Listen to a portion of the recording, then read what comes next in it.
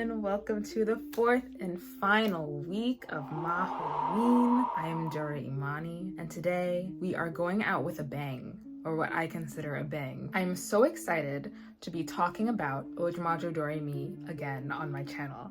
And I've done merch videos for Doremi in the past 10 months since I've been really into doing YouTube videos. However, I have not reviewed a Doremi piece of media since February. I'm so excited to talk about it. And today's episode that we're discussing is an episode that was banned from American television when it was dubbed on 4Kids TV. Well, not really. Out of the 51 episodes of Ojamajo Doremi Season 1, this is the singular episode that remains unaired from the 4Kids roster. They dubbed every single episode of Season 1, excluding this episode in particular. And I think there is a question as to why this episode remains undubbed. I always thought that it was because of the cultural references that remained heavy within the theme of the episode. I figured that with the way that 4Kids was moving, you know, a lot of like whitewashing and whatnot, there was no way to really get around the cultural aspects of this episode. It could be that, it could be the ghost references. Maybe that was a bit too much for 4Kids television. Maybe it was the fact that this episode had images of implied dead bodies. I don't know. It's really up for question and interpretation, or we might be able to get those questions answered, but I will talk about that more at the end. Dead bodies, you may ask? Well, let's get into the episode synopsis. This episode is episode 30, season 1 of Ojamajo Doremi, and it is titled, I Want to Meet the Ghost. I chose this episode because one, it's spooky, it has a very spooky premise, but also it's one of my favorite episodes of season 1 of Ojamajo Doremi. I speak very highly of Doremi in this regard, but the storyboarding, it's very beautifully storyboarded, the artwork is beautiful, and it's also hilarious as per usual for Doremi episodes when it comes to the character drawings and facial expressions as well as the voice acting. The episode begins with some of the kids from Misora Elementary, grade 3. They have come to visit their classmate Shinshu's family temple, in which they hold a test of courage. Now, a test of courage, which is otherwise known as a himodameshi, this is actually a sort of cultural thing in Japan. It can be held at schools even. It's where kids gather together with their friends and they go to either some place that's considered haunted or they go to a graveyard, somewhere that's spooky, and it's a test about overcoming their fears. This particular premise of an episode with the test of courage takes place in every single season of Ojamajo Doremi, excluding Naisho. Every season has one test of courage episode, and this is season 1's. Before we really get into the episode, can I just say that the first 10 seconds of the Ojamajo Doremi opening are like my favorite 10 seconds in animation and in music ever. Something about it makes me feel so emotional just seeing it. I love Doremi so bad. So Shinsu welcomes everyone to his family temple. He readies his classmates. He's about to tell them a story. Everyone's getting really excited. Hazuki's like, what kind of story? What kind of story are we sitting here for? Hazuki is, if you don't know, she is not a big fan of the scary things, the spooky things. So it's one of her big complexes throughout the franchise. She is just hoping that this is gonna be a nice, calm story with nothing bad happening. The story that Shinsu tells regards a man who is the master of a temple. His daughter passes away and he starts to visit a grave. One day while he's visiting his daughter's grave, he sees a little girl standing at a grave nearby. The next day that he comes to visit, it's raining and there's that little girl standing there still. So he goes up to the little girl, he asks her, what's she doing here in the rain without an umbrella? The little girl tells him that she is waiting for her father, who promised that he would be there after he finished his work. This little girl seems very sad, and so each day this man kind of gradually makes it his mission to try and make the little girl happy, make her smile, but he's never really successful. But then one day the little girl is smiling, beaming at him, and she tells him she's finally going to see her father. The man is so happy to see her smile. He's very ecstatic about this. Meanwhile, while Shinshu was telling this story, I just love the reactions from the characters. It really shows off all of their personalities. Doremi is asking questions in the middle of the story. Aiko's like, shut up. Hazuki's like, that was a great story. There's nothing more, right? there's nothing more, right? All of the kids are basically just waiting expectantly. But anyway, continuing the story, the man shows up one day to the grave and he sees that there are people gathered around the grave in which the little girl used to hang out at. He asks them, what happened to the little girl? Did anything happen to her? The people who are there are grieving, and the woman he asked replies to him and says, there's no little girl. The person who passed away is my husband. Come to find out, this woman's husband, they both had a daughter who passed away when she was very young. Her father was a doctor. He was in the hospital. He had to take care of other patients, but the little girl told him, don't worry about me. You take care of the patients. I'll be right here. And then he promised her, I'll come right back after I finished my work. And unfortunately, that little girl in the hospital bed passes away, his daughter. Essentially, what this is all implying is that the little girl was the ghost of his daughter. This is a spooky story. Hazuki starts freaking out. She is not having any of this. But Shinshu is definitely not scared. He's the one who's telling the story. He's the leader of this episode. But then the test of courage begins. Something else that I love about this episode is that it's the origin story of Hazuki and the rest of the girls repeating Majorika, Majorika, Majorika anytime that they're afraid of anything. Meanwhile, Majorika is sneezing because someone has mentioned her.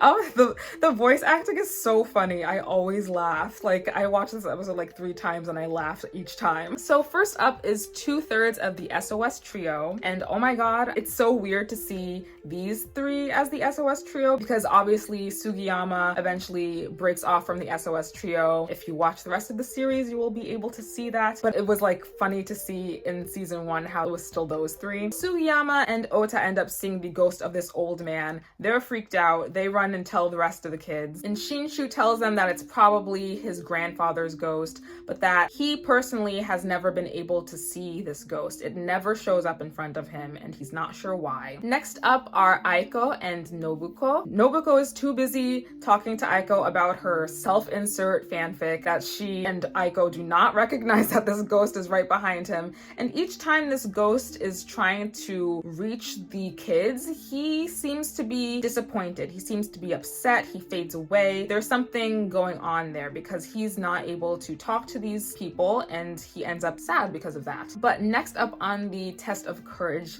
roster is Hazuki and Masaru. Oh my god. If you know, you know. They're so good. Oh my god, what an OTP, honestly. Hazuki, of course, is super scared. Hazuki tells him about this spell that Aiko taught her, and it's the Majorika spell, and they both end up getting scared shitless and repeating it over and over and over. You guys, if you haven't seen Doremi, you need to just because, okay? It's fantastic and you will understand just how sweet they are and these characters and everything. Oh my god, okay, let's keep going. But next up, it is Doremi and Shinshu's turn for the test of courage. Doremi is not scared at all because she says that Shinshu has said that ghosts do not show up when he's there, so she has nothing to worry about.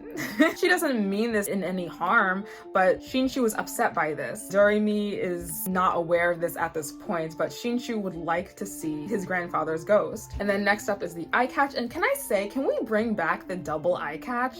Like, why did they get rid of the double eye catch? Now I understand it's probably because of like streaming. It's probably not necessary to have 2 eye catches anymore, but I miss it. I do.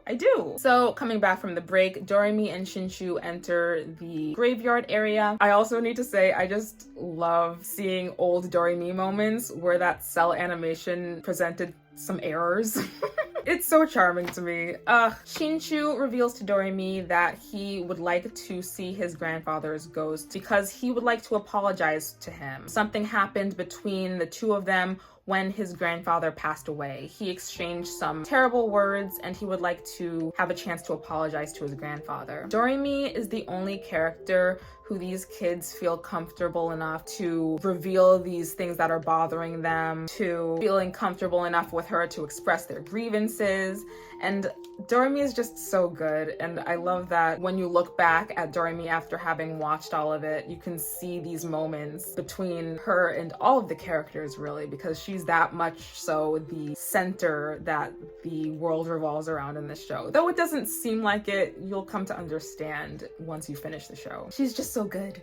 She's so good. But anyway, it's magic time. Doremi hears these grievances from Shinshu and it is magical stage time. These meddling kids. It's so funny because in season 1, they found an excuse to do magic in almost every situation. They were just like, something's going on. We gotta transform. We gotta fix this. So they do the magical stage. Hazuki is not very pleased about having to summon a ghost, but they do the magical stage, and here falls a wooden horse from the sky as a result of their magic. A wooden horse doll. That seems to happen with all of their magical stages. The thing that they wished for was for Shinshu to be able to meet his grandfather's ghost, but of course things don't just happen that straightforwardly. It's a little bit of a weaving, winding road for them to get to that ending zone. However, Kotake and Shimakura were able to see this glowing light coming from behind the bushes, which was the magical stage. So they ran to the other kids. They said that they saw this glowing light. They had no idea what was going on. They were freaked out. Shinshu goes and runs over to see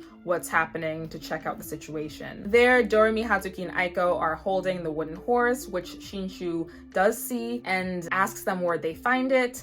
They kind of avoid the question, but he ends up telling the story, the full story behind him and his grandfather's relationship. He really grew up with his grandfather because his parents were very busy, so his grandfather is the one who raised him. His grandfather made a lot of crafts, wooden dolls, and things like that. And one day, his grandfather was carving this wooden horse, and he said that he would finish it and it would be done for Shinshu by the time that he got home from school. This was a promise made between the two of them, but before Shinshu could return back home from school, he runs and comes to find that his grandfather had passed away. This is very devastating for Shinshu. He is upset, one, at the fact that his grandfather has passed away, and also the fact that he wasn't there. There's this anger expressed within him, but he's just a child. It's not really like he's angry at his grandfather. It's more like he doesn't know what this emotion is. Obviously, he's just a child. Instead of being old enough to like internalize what's going on, he expresses to his grandfather that he hates him. So that is the reason why Shinshu wants to be able to apologize to him, but unfortunately he has not been given that chance because his grandfather's ghost has not shown up in front of him, which he doesn't understand.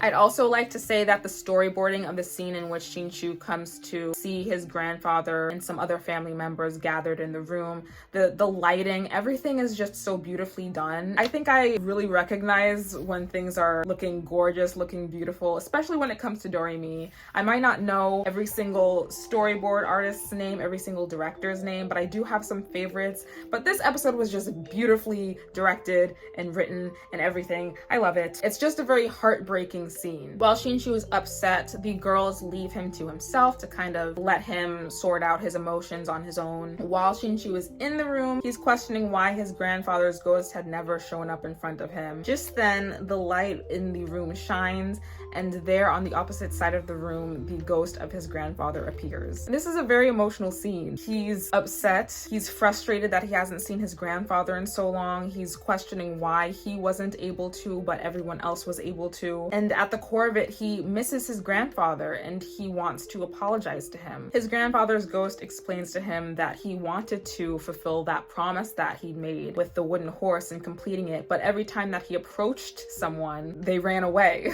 So he was disappointed. That's why he was disappointed trying to approach the other kids. Every time he tried to, they would just run away because it's a ghost. Shinshu says, well, I wouldn't have been scared, just saying. But in any case, Shinshu asks his grandfather to help him work on it, and the two of them do that bonding activity together. Shinshu completes the wooden horse, carving the last leg, the tail, and whatever else is needed. Meanwhile, it cuts back to Doremi, Hazuki, and Aiko walking away, and they're so meddling.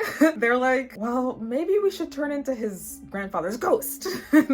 Like, they're just trying to get as involved and be as helpful as they think they can be, and it's just such a funny thing to see in season 1. However, they run into Shimakura, Imakura, who saw Shinshu in the workshop, saw him talking to himself, and it seems like he was talking to someone, but nobody was there. Doremi and the girls rush back to see what's going on. We cut back to the workshop, and Shinshu has finished the wooden horse, but now it's time for his grandfather's ghost to leave. And this is a great performance by the voice actor, I think. He doesn't want his grandfather to leave, obviously, and there they make a promise that his grandfather will always be by his side. This is a very emotional scene. This episode makes me cry every time I see it. I think that it's such a great moment for kids or for anyone who's watching who has lost someone who's close to them. I think it's a moment that anyone would want to have, anyone would want to imagine themselves having. So this was very beautifully done, and his ghost vanishes. While Doremi, Hazuki, and Aiko are running back to the workshop to see what's going on, they are passed by this aura that thanks them. It says thank you. And it's Shinshu's grandfather's ghost who is flying through and thanking them for having brought him and his grandson together again. This aura of this ghost doesn't scare them. And I think it's just a very beautiful, I'm getting emotional, but it's just a really good episode and great depiction of like familial love and I don't even have tissues. A great depiction of familial love and what that looks like, and yeah, it was just really nice. And the episode closes with Shinshu visiting his family grave, where he has completed the wooden horse. It's now sitting there with the other mementos, and the episode fades out. Like I said, this is one of my favorite Doremi episodes. The way that Doremi is, I love the fact that we get to dive into the lives of these characters, because each one of them are so diverse. There's no character that's exactly the same as the other, and they all have different things going on. And because of that, you can latch on to something from any character. It's a show that's really made for anyone to enjoy because of that reason. And I know that people say that season 1 isn't as serious or as heavy as some of the future seasons. However, it's one that is still very close to my heart. I think that I've seen it the most out of all of the Doremi seasons, definitely.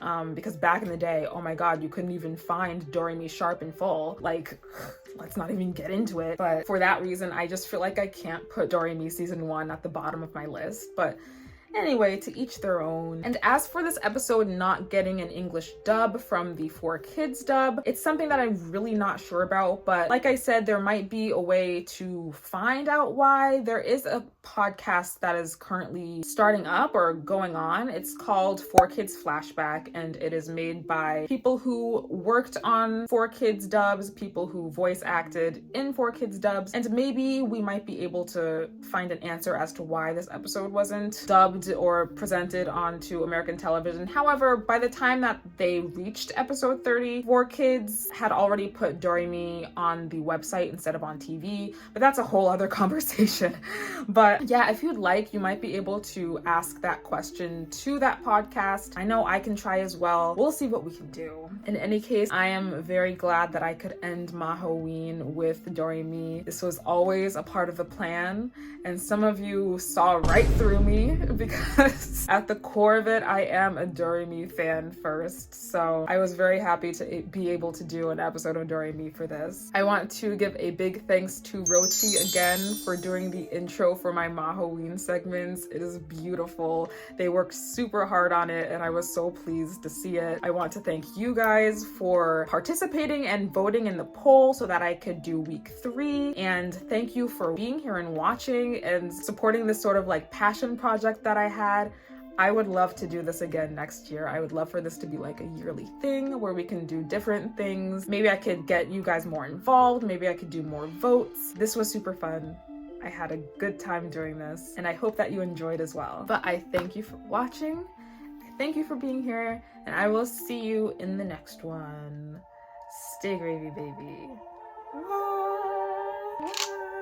Stay gravy. Wow.